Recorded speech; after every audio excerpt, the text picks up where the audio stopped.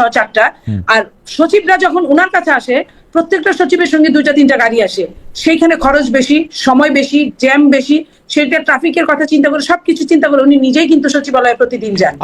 এই যে উনি ওনার কষ্টকে ধরে নিয়ে উনি যে আপনার জনগণের টাকা বাঁচানোর জন্য একটা রাস্তা করে যাচ্ছেন, এটা কিন্তু একটা সিম্বলিক। এটা উনাকে ফলো করে আরো অনেকেই করবে।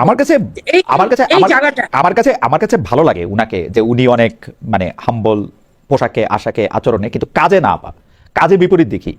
আপনি 2.5 মাসে এই হিসাবটা করতে পারেন না খালেদ। আচ্ছা 2.5 মাস, আচ্ছা ঠিক আছে, এরপরের থেকে ঠিক আছে, টাইমটা আই উইল কারেক্ট মাইসেলফ। আমি আপনার সঙ্গে আবার কথা হবে মনি আপা। আমি আপনাকে বললাম আজকে আমাকে 1 মিনিট সময়। হ্যাঁ, আমি মানে আমি মনি আপাকে আমার কথাটা বলে নি সাইফ, যে আজকে মে মাসের বোধহয় 15 তারিখ যাচ্ছে চলে। আমরা জুন জুলাই মাসে আবার আপনার সঙ্গে কথা বলবো না, জুন জুলাইয়ের মাঝামাঝি সময়। ঠিক আছে, জি মোস্তাফিজ, আপনি শেষ করতে চাইছিলেন, যে আপনি শেষ করেন তাহলে।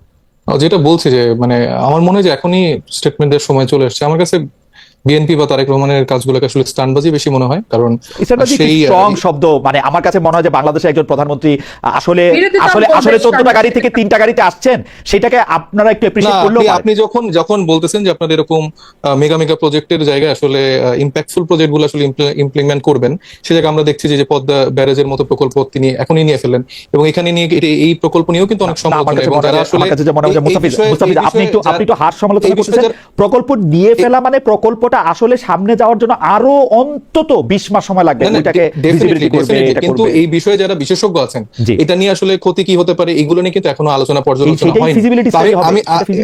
আমি বলতে চাচ্ছি যে সেটা যদি করতে পারে তাহলে তো ডেফিনেটলি ভালো, কিন্তু সেই প্রকল্প নেওয়া না, সেটা আসলে আমার মনে হয় যে আজকের ডেট অনুযায়ী আমরা সামনের দিনে দেখতে পারবো তারা সেটা করে কিনা।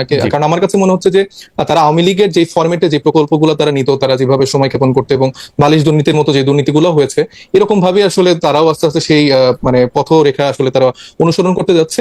এর পাশাপাশি আরেকটা বিষয়ে হয়তো বা প্রাসঙ্গিক কিনা আমি জানি না, আমি উল্লেখ করতে চাই যে রিসেন্টলি আমরা দেখতে পাচ্ছি যে আসলে বিগত সময়ে আসলে আওয়ামী লীগ রেজিমটাকে যারা টিকিয়ে রেখেছিল নানাভাবে, আপনি বলতে পারেন যে হ্যাঁ নানাভাবে যারা টিকিয়ে ছিল, সেখানে অনেক সাংবাদিক ছিল, ফারজানা রূপাদের মতো যারা সাংবাদিক ছিলেন, তারা আবার আমরা দেখতে পাচ্ছি জামিন পাচ্ছেন বা এরকম অনেকগুলো ঘটনা ঘটছে। আবার আমরা দেখতে পাচ্ছি যে বিভিন্ন সাংবাদিক মহলে বা ক্রিকেট যারা সাংবাদিক আছেন তারা মাশরাফির বিভিন্ন